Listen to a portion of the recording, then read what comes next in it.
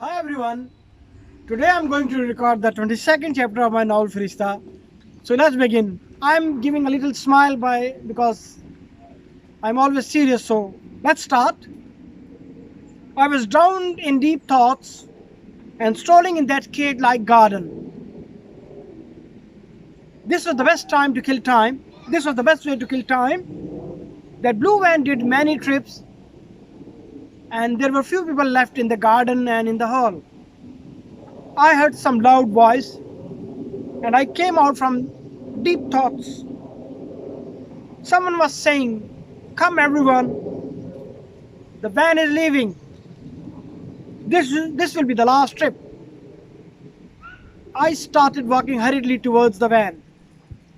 It was same place where I came last night. In front of me there was 3 or 4 story building which was incomplete. I recognized that iron gate where I entered through that last night and I pressed the button. There was small camera above the bell. I think that security guard saw me through this camera last night. That's why he came to me. Security guard shouted, "Come, alles, kommen Sie bitte." Security guard asked my name. I told him my name. He said, "Your name is in the he said, "Your name is in this list." Then he said, wait for me." For a while, "I'm coming." After a few minutes, he came to me and said, "This is your paper. Your name and date of birth is written on it. This will be your ID until they don't take your fingerprints, medical, and other things." I took the paper and said, "Okay." I was curious that where they gonna take us. Where they gonna take us in this van? Habitually, I was waiting for other people to enter in the van. They were entering in the van quickly. Someone sat on the front seat, someone sat back at the back seat, and now there was no place in the van. On front seat, the people who were sitting, they had 2 kids. Driver didn't know that the van driver must be 50 years old. He was fat and strange, and he was short as well. That driver didn't know any other language other than German language, Swiss German. German language has many accents like Austrian, German, and Swiss. Austrian German is different from Swiss German, and German is different in Eastern and Western German. Or maybe he was speaking some local dialect of Kreuzlingen. I was still standing outside. I was still standing outside the van. That fat short man came out from the van. He opened the back door of the van and said, "Bitte." As I heard this bitte, I entered inside that place which he opened for me. Normally in European countries, this part of the van is for the dogs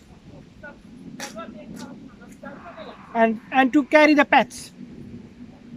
As I sat there, I smelled that some dog was here a few minutes before. When van, when van came, a dog came out from this part of the van, but now he was sitting on the front seat. I didn't know that this van driver will take us there. Driver started van, took a round, then he went towards that dirty, stinky brook. which had terrible bad smell. One thing I noticed that this brook wasn't that smelly as it was last night. Maybe I was habitual of it after passing one night. Our van came close to that barrack. At one side there was smelly brook, and the other side there was barrack and houses. Driver turned towards left, and now we were on Kostanstrasse. After that, our van passed through a ring road and was near to Kreuzlingen railway station. After that, our driver took right turn, and I didn't see the name of that road. There were some beautiful buildings. They must be 300 years old. The age of the building guessed after seeing the style of construction. After that, driver turned our van on a steep road, and it was called Garnege Straße. Until yet, I didn't know where we were going. Driver turned the van and stopped in front of a building. As van stopped, he said something in German. We knew he said get off from the van. Everyone obeyed his order. All of them were standing in front of three-story building. Security guard counted us, everyone. According to his calculation, one person was missing. He said in a loud voice in German language, "Wo ist Farishta?" When driver heard that security guard is shouting, he thought swiftly that there is one person at the back of the van, which is reserved for the dog. He came towards back side of the van, opened the door, and said, "Kommen Sie bitte." Driver had a lot of irony in his phrase.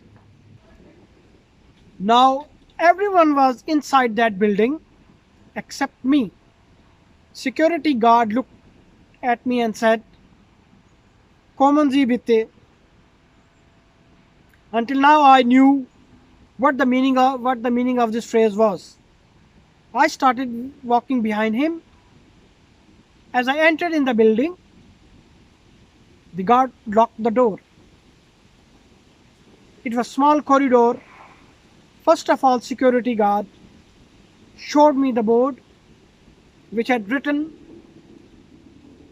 all the rules of this place where I was going to stay.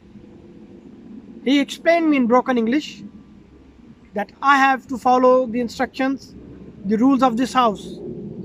So I'll be allowed to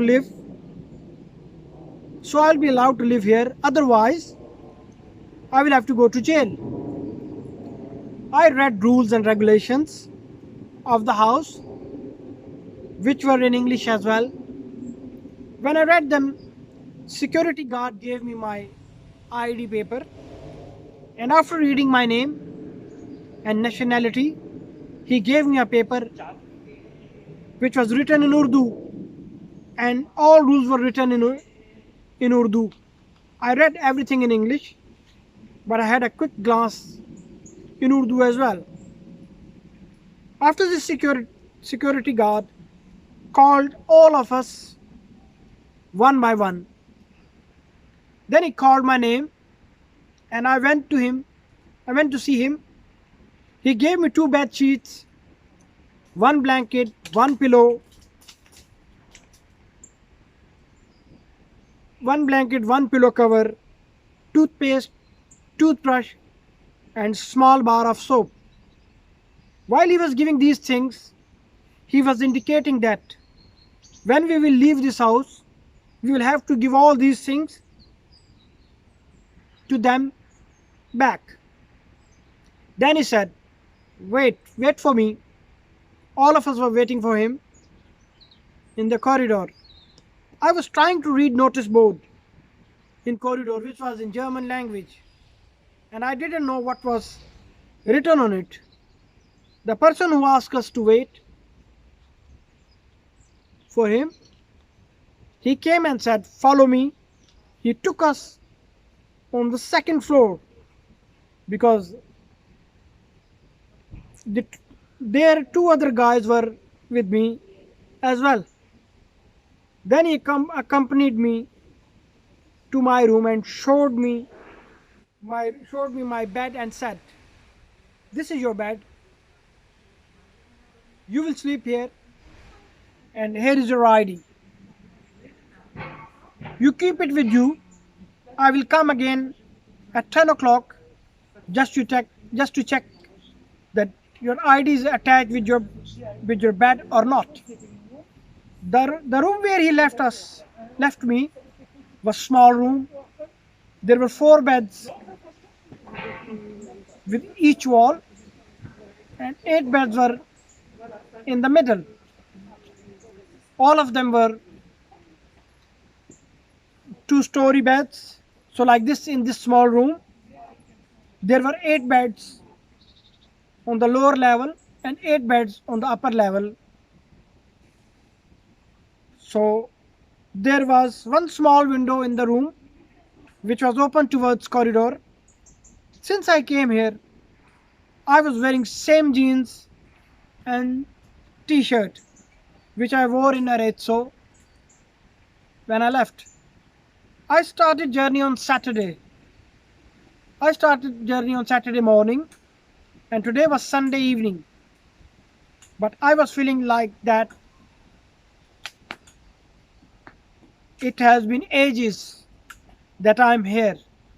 Last night when I was at Kreuzlingen railway station, I didn't know that where would I sleep. But now I was standing close to my bed. Now I wasn't worried where should I sleep. First of all, I attached my ID with my bed. It was my ID now. Then I asked an African guy in English that I need some clothes. So what should I do? He said, the corridor where you came, there is a small cabin. There must be someone there. You can ask him, I need clothes. He will give you. I went towards stairs. Lots of people were sitting on the stairs. People from all around the world. When I came to the cabin, the lady who was debating about Bible's chapter Genesis with that African guy in that cage-like garden was standing there. I asked her about clothes, and she said, the person who gives clothes, he has gone. I came back after hearing this. Now I was thinking that I should take shower. I am habitual of having shower every day, but I didn't take shower from last 2 days. In the month of June, weather is hot in European countries, but here in Kreuzlingen, it was more than hot. It was because of lake in Kreuzlingen, which created suffocation in the air. When I went to the washroom, there was long queue. I decided not to take shower and came to that small corridor which was close to our window. There was open sky in front of me. As sun sets in the month of June very late, so there was still light outside and things were visible. There were 3 or 4 houses exactly same at the back. There were gardens and kids were playing in them. Among them there was one girl. She must be 15 or 16 years old. Maybe she was a bit fat. That's why she seemed older than her age. When I was seeing this, I had a quick view of people who were standing in the corridor around me. All of them were standing. All of them were staring at that girl. In the garden, There was a security guard who was patrolling with his dog. He had German Shepherd, and that dog was barking. Maybe because of us. That security guard had round face and color was red as tomato. He had big mustache. Thank you very much. I hope you like my video. Like my video, subscribe my channel and press the bell icon. See you next time. Thank you very much.